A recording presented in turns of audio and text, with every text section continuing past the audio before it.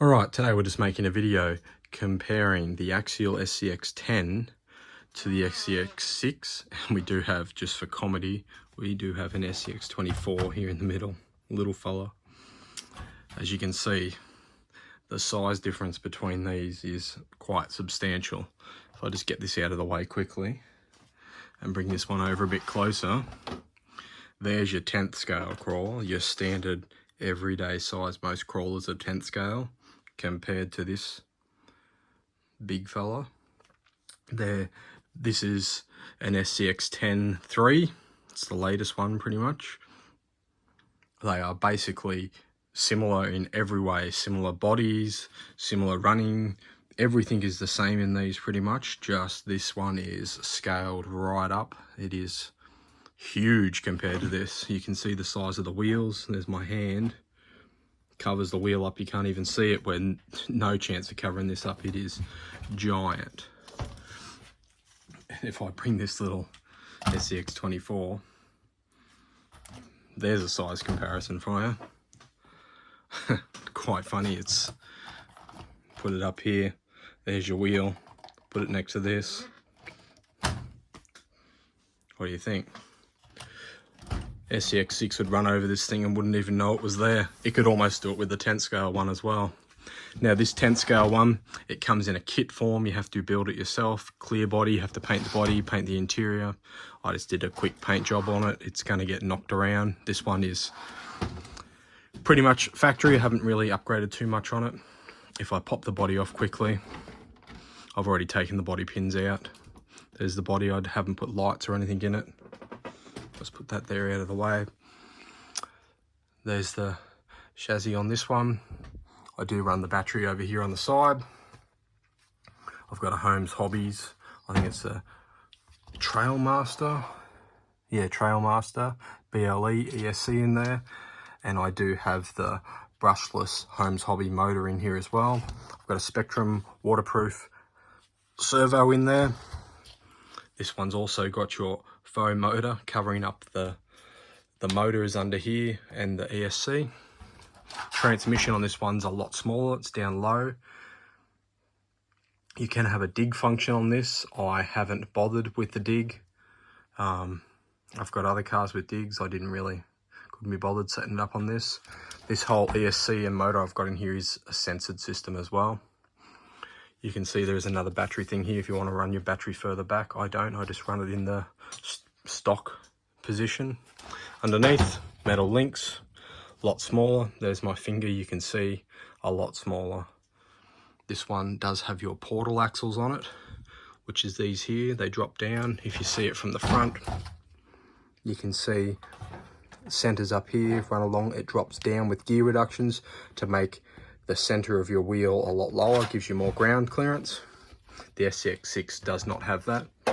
So if I just leave it here on its side for a minute, I'll get this little guy out of the way again because it doesn't compare. Try and get this body off one-handed. It's not the easiest thing because it's bloody heavy.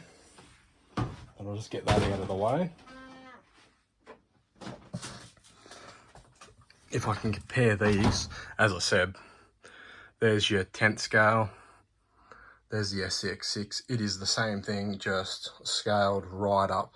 This does have, the transmission is a bit lower. It's got a lower center of gravity where this one is up a bit high, and it's quite heavy.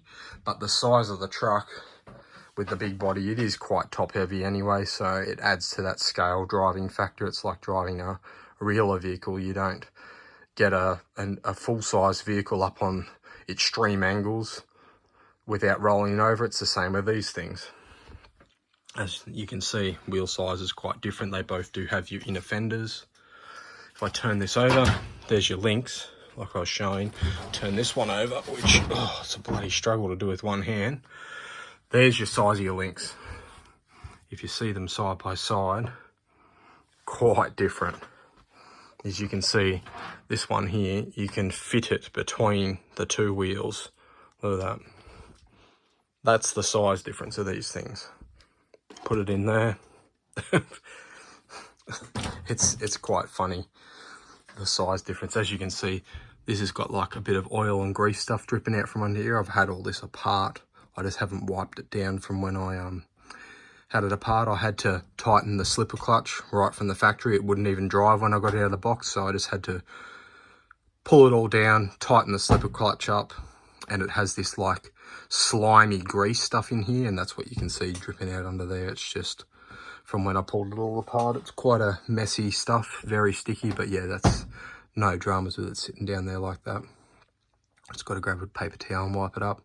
But yeah, the slipper clutch had to be tightened from the factory. It just wouldn't even move. It was just completely slipping, and it only had to tighten just the slightest little 1/8 of a turn, and it was tight. So bit strange, bit of quality control. But as you can see in these axles, these are not portal axles, they're the straight axles, where the smaller brother does have your portal axles. That's probably the biggest difference between the two, but this one, such big tires, has mega ground clearance anyway, so it's not really an issue. It's just something they wanted to add on the smaller one.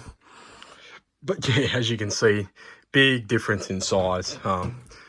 Not even comparable the way they drive. They are just completely different animals, but both fun for what they are.